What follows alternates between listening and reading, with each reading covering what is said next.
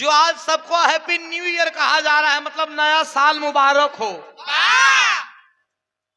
गुलामी में ये किसी को याद नहीं रहा और इस सरहद हिंद पे इस धरती को सींचने वाले वीरों ने अपने खूनों का लहू से, अपने खून का एक एक कतरा से अंतिम समय तक। लेखन का हटा था भैया, लेखन के सामने सर जा बाबू, अब हो गई तू ही काम बड़ा तो लोग सुन ला जा बहुत सुन ला जा, वेतन ढेर सुन। तो बिरहा में 4 लाइन भूमिका का भाव कैसे मास्टर?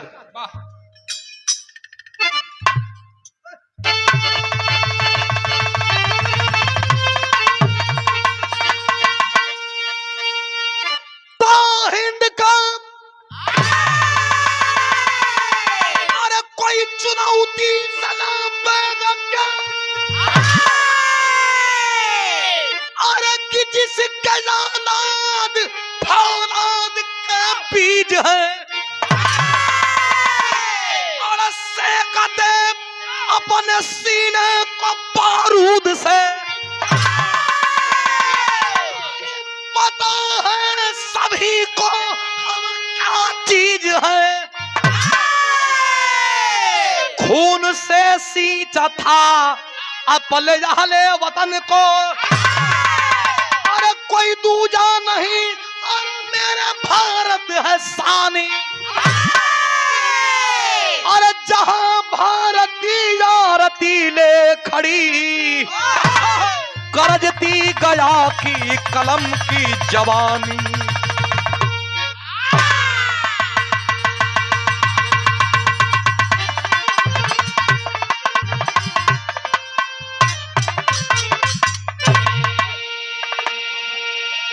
ये भारत हो खुशी, ये भारत है और जी हाँ, ये धरती पर जे प्यार से मिलेला ओके यहाँ को लोग प्यार से मिलेला।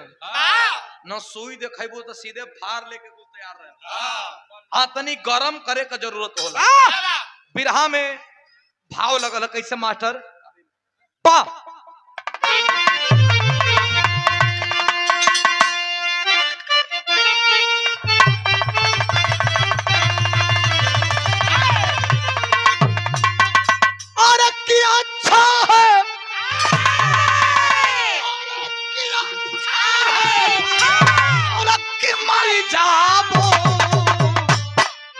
बेकारी के जीने से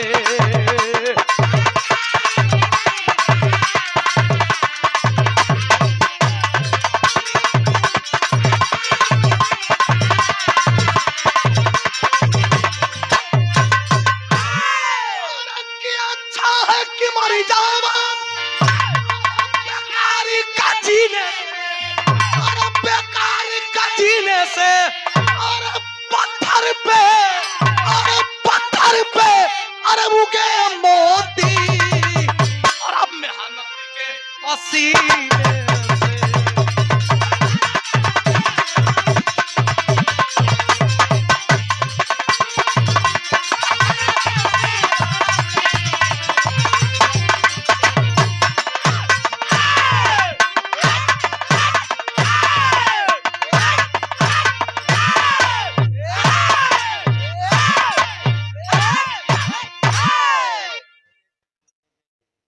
मास्टर कैसे?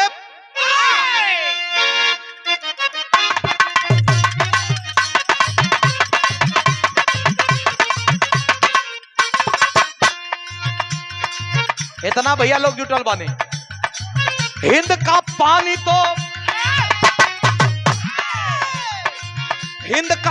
तो जिंदा है पानीदारों से, हिंद का पानी तो जिंदा है पानीदारों से, वरना इज्जत नीलामी हुई थी गद्दारों से।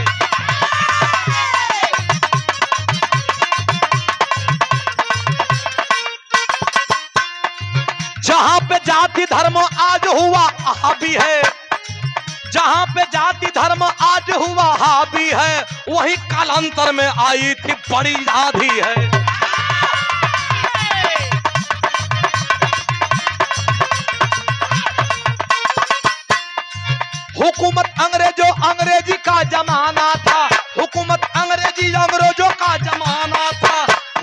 देश का हुआ था दाना दाना था।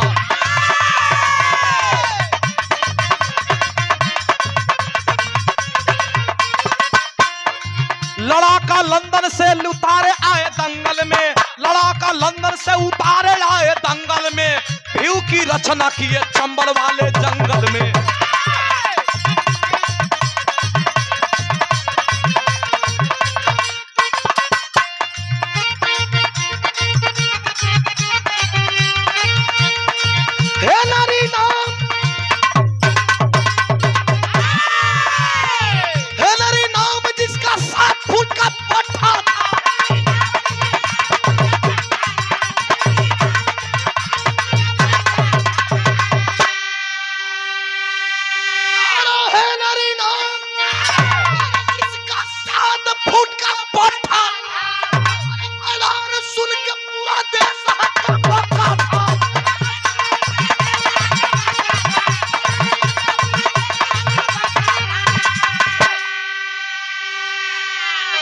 लंदन से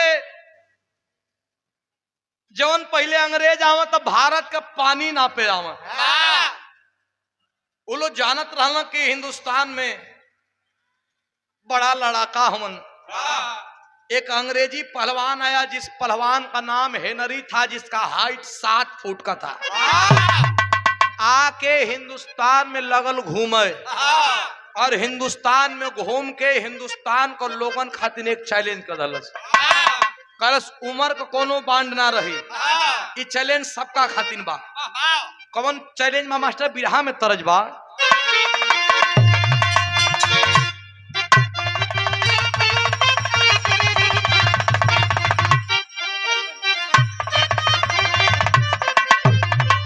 उहे तरजिया बा हमारे उस्ताद का मुंह से और ही निक लगेला कि सखिया री, अरे कि केहू के तल्लाया तू तल्ला की,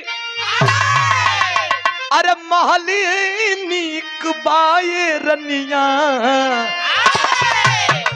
केहू के तल्लाया तू तल्ला के महलिए नीक बाहो, आई महलिए नीक बा, सखी हमरे उसके पलनिए नीक बा, सखी हमरे।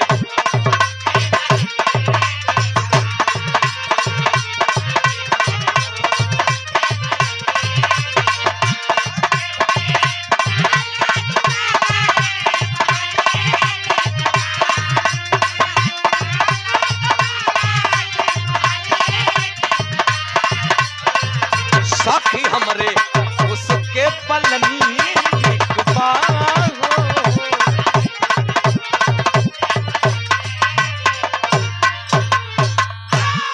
राजभार बाबा जो मौनी बाबा के परम शिष्यों में से एक शिष्य है और सबसे छोटे शिष्य हैं। ऐसे तो बाबा का दया दृष्टि पूरे गांव पे है, सब पे है, लेकिन शिष्यों की बात अलग है। बिरहा में गुरुजी हमारे सबके जानत बना, लेकिन हम सबसे छोटका शिष्य हैं तो उससे हमारे पर निगाह तनी और निमन रहेला। तय आशीर्वाद बा दुलारुआ है, छोटका है, जैसे छोटका लइकन के केहू मारे ना देला, वही तरह हम छोटका विजय लाल गुरुजी के छोटका शिष्य है। शानदार 200 रुपया पुरस्कार आशीर्वाद आइल बा, चरणों में कोट कोट प्रणाम, सब बहन के यथाउचित प्रणाम बा। लेकिन शर्त रखलस हेनरी नाव का पहलवान राजवंश भैया, 7 फुट का पट्टा। शर्त क्या रखा है मास्टर?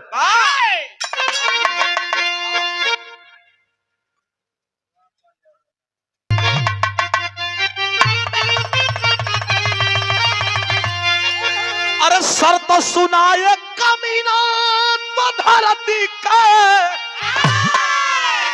अरे धरनिया ही ललबा हो, अरे धरनिया ही ललबा, अरे बड़े बड़े पहलवानन के जोरवा और जवनिया ही ललबा, बड़े बड़े पहलवानन के जोरवा और जवनिया ही ललबा।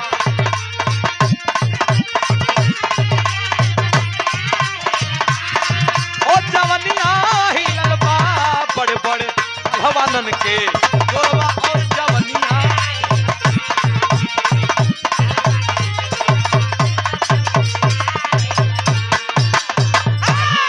शर्त आके अंग्रेजी पहलवान हिंदुस्तान में कहा रखल मास्टर, अरे की हारी जे दंगल बहिन, अरे बिटिया अपन दे ही।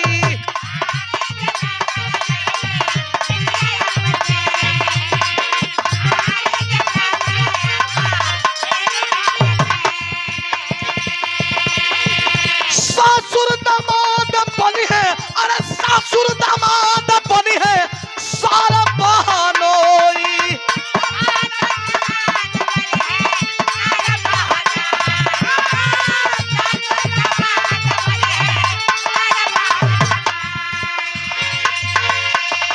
अरे कि सुन के निरंजन पहलवान के, अरे सुन के निरंजन पहलवान के पहलवनिया हिलल बाहो, अरे पहलवनिया हिलल बा। हिंदुस्तान में अलन त 7 फुट का पट्ठा के लेके अंग्रेजवा नाम रोल हेनरी आ कहला कि जे एकरा से हारी, जेकर बेटी होई उ बेटी दे दे ही, जेकर बहिन होई बहन दे दे। सब लोग के होपलेस कर दल।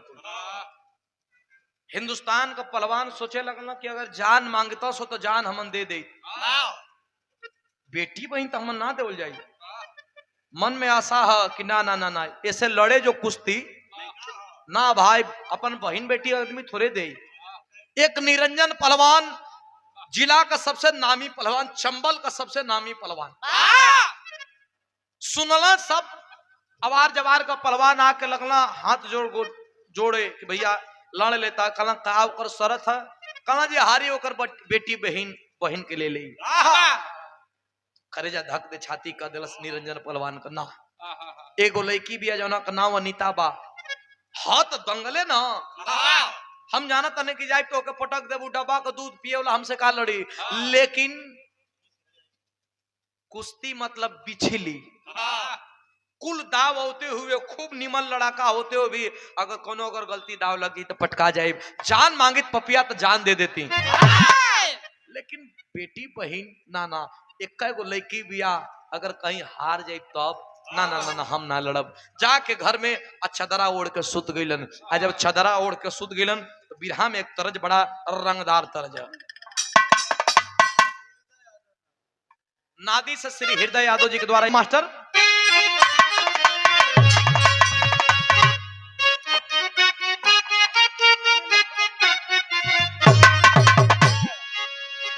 वह तरजिया की अरे हलरा तजावे और नौर जो बनवा।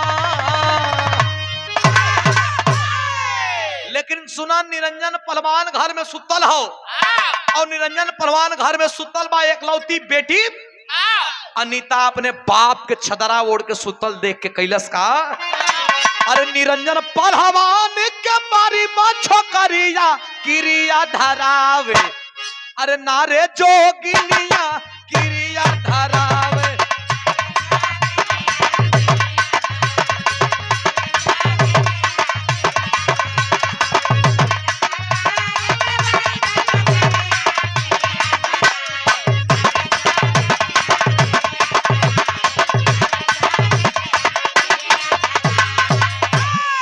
इस मंच के प्रबंधक महोदय श्री सुरजीत यादव जी, आपके द्वारा 100 रुपया पुरस्कार, कोट को प्रणाम, दिल से धन्यवाद।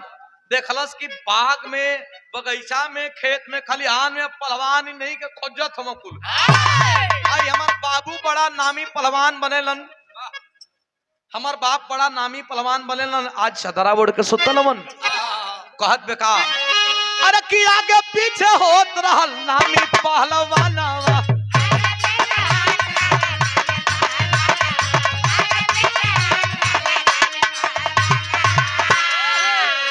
तबले अनीता बेटी मारी है मेहानावा।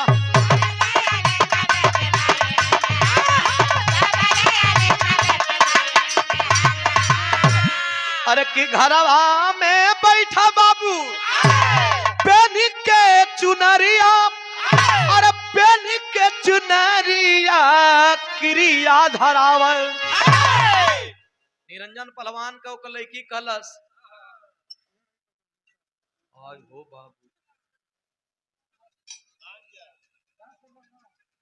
अरे क्या कहना आज। अब देखो बड़का बाबू कैसे करत हूँ।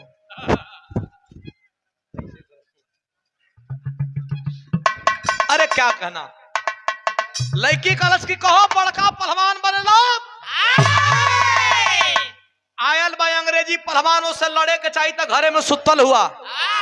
कलश की लड़े के तब लड़ ले, लेकिन कहत बा कि बेटी अगर हार बा तो बेटी लेके जाई, बेटी लेके जाई हमार, हम ना लड़ब।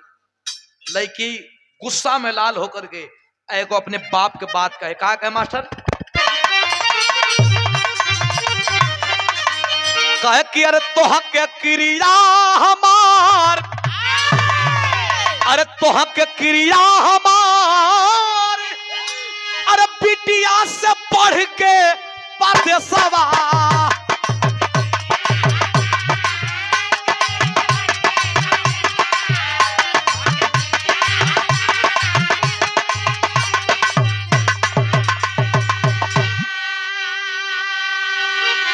अरे लंका दहन कैले, अरे जैसा हनुमान हो, अरे वैसे चला मुदई के सान हो।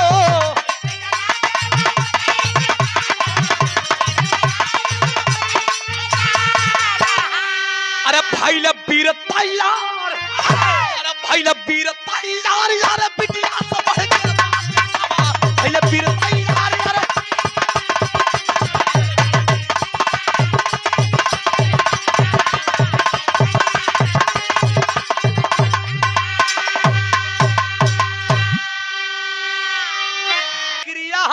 बिटिया से बढ़ के बदेसवा।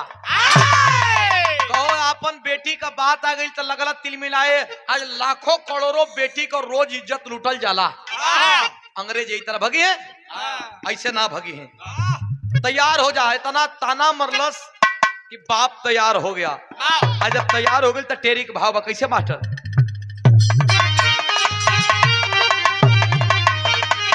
अरे दंगल में चल के जाया इंडिया, अरे मोर राम दंगल में चल के जाया इंडिया। अरे भटके 16 को सबनम ने राह दिखा।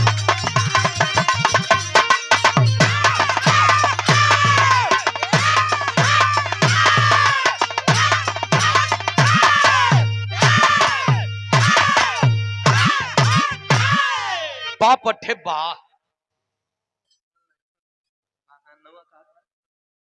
शमशेर भैया आपके द्वारा सम्मान, मारूपुर और रमदतपुर आपका बहुत बहुत दिल से धन्यवाद है, बहुत बहुत धन्यवाद। अच्छा सतीश का भाई हुआ, अच्छा बहुत बहुत दिल से धन्यवाद बा। माला स्वागत अभिनंदन कैलन, शानदार 200 रुपया पुरस्कार देना, बहुत बहुत धन्यवाद बा, बहुत बहुत प्रणाम। भाई वीर तैयार बिटिया से बढ़ के बाद सभा दंगल में चल के आया इंडिया। भटके 16 को सबन में राह दिखाया। एक खुशी जब बाप अपने बेटी के ललकरला पर चलल हो तो बिरहा में तनकी सा करकस धुन लाग गई बाप दादा के जमाने का। कैसे?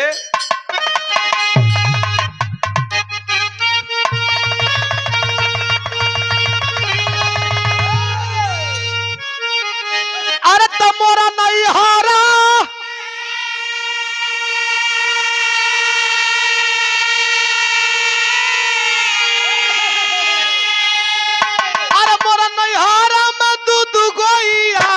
कि तोरा संग ना रहब।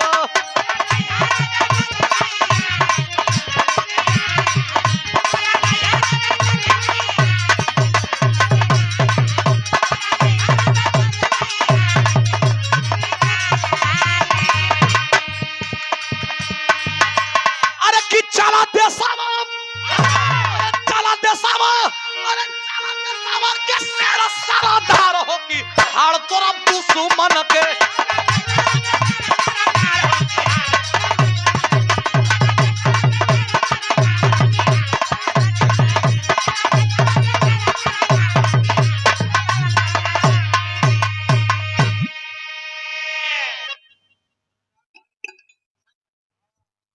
हमें देखा बाबा श्री किसान पांडे जी के द्वारा पुनः पुरस्कार आइल बा, दिल से धन्यवाद बा, आशीर्वाद की कामना, ताज जिंदगी धन्यवाद। हमारे बड़का भैया श्री जितेंद्र यादव नादी की धरती से 100 रुपया पुरस्कार दिले बनी, चरणों में कोट कोट प्रणाम धन्यवाद। श्री गुलाब बीडी से जिंदाबाद, आपके द्वारा 100 रुपया पुरस्कार, चरणों में कोट कोट प्रणाम, दिल से धन्यवाद, आशीर्वाद की कामना। कैसे अरे कि चला देसावा, अरे चला देसावा के सर सारा दार होगी हाड़ तोरा पुसुमन के।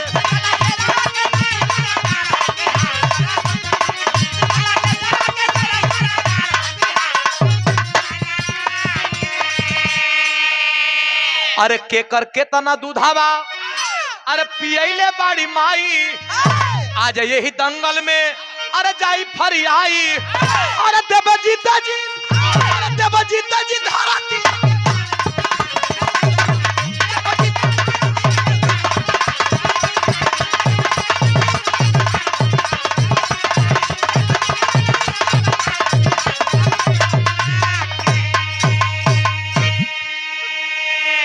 लड़ाई के मैदान में जाकर के, लड़ाई के मैदान में लड़ते लड़ते लड़ते लड़ते हेनरी नाम के वो अंग्रेजी पहलवान को लेकर के रडार पे वही पटकने जा रहा है।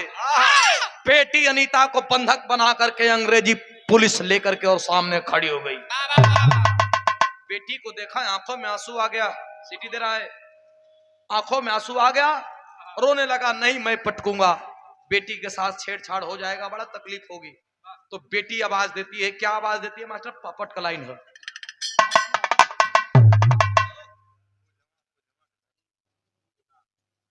श्री दूधनाथ बाबूजी बोझवा की धरती से पुरस्कार 200 रुपया पुरस्कार, चरणों में कोट कोट प्रणाम, दिल से धन्यवाद बा, आशीर्वाद की कामना, ताजनगी। कितना बढ़िया गांव वो बोझवा, एगो हिनकर गांव खोजावा, खोजावा हिनकर गांव। ए भैया तो कहना है पपट का लाइन, अब बेटी एक तरफ खड़ा है, एक तरफ दाव पर चढ़ैले हो, निरंजन पहलवान दाव पर चढ़ैले बा हेनरी नाव के, तब बेटी लोग गई कल सब अब ना पटकब, कहीं बेटी के साथ कोनो छेड़छाड़ हो जाए तब तक बेटी अनीता सिकंजे में, और सिकंजे में से कहत में का कहे मास्टर? पपट का लाइन,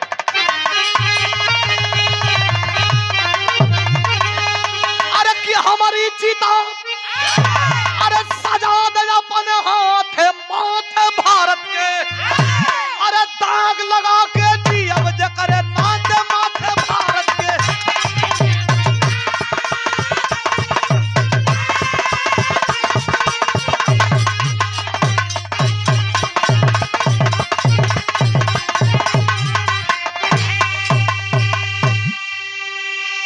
अरे बाप रे बाप, हमारी चिता सजा दे अपने हाथे माथे भारत के, दाग लगा के जियब जकर नाते माथे भारत के लाल। अरे तनी बात जब बेटी को सुनलो उठा के उनके लेके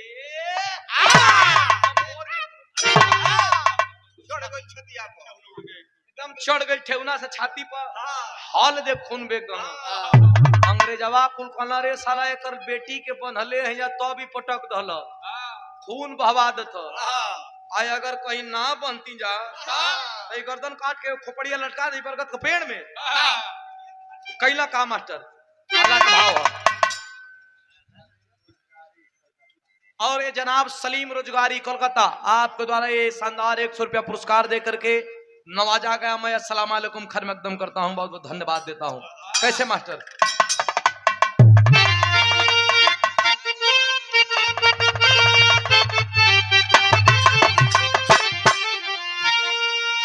पटक तो दहलस, लेकिन बेटी के अब बाप के बंधक बना के जो वहीं लेके चले लगन अंग्रेजवा कारागार में, और हर सूचना मिलल के बतावल गए। अरे किरानी झांसी वाली जमा पवली खबरिया बाबू,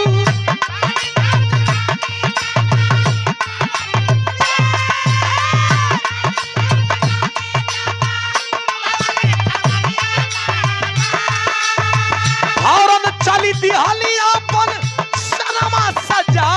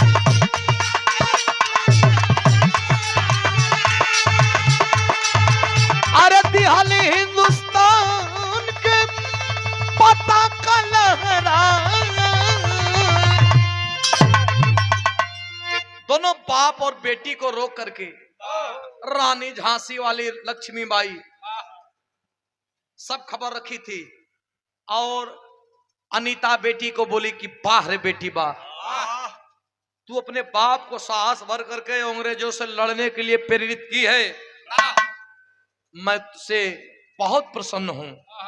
और बहुत प्रसन्न होकर के रानी झांसी वाली लक्ष्मीबाई गुलामी के समय में उसी अनीता को अपने छाती से लगा करके करती हैं क्या मास्टर?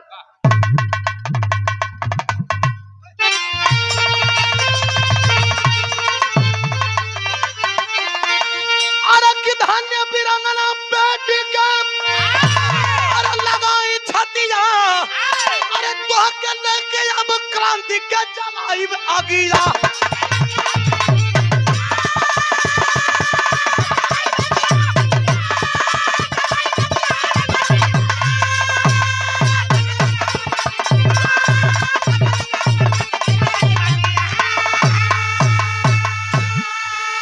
करके उसी अनीता को गुलामी के समय में झांसी रानी वाली लक्ष्मीबाई अपने सेना नियुक्त कर देती हैं। वो समय जब आया कि रानी झांसी वाले के किले पे अंग्रेजों का जब चढ़ाई हुआ तो वो लड़की लड़ते लड़ते लड़ते लड़ते वीर गति को प्राप्त हो गई। आखिरकार पूत का पांव पलने में लौक जाला। कहो ये आगे होई कैसे? रानी झांसी वाली की जान बचाने के लिए वो अनीता बेटी अपनी जान की बाजी लगा देती है। बार हमारी देश की वीरांगना तो खानदान का परिचय हो। गुरु बिहारी गुरु गणेश गुरु लाल गुणकारी स्वर्ग गए चंद्रिका कवि बच्चन जी बने पुजारी।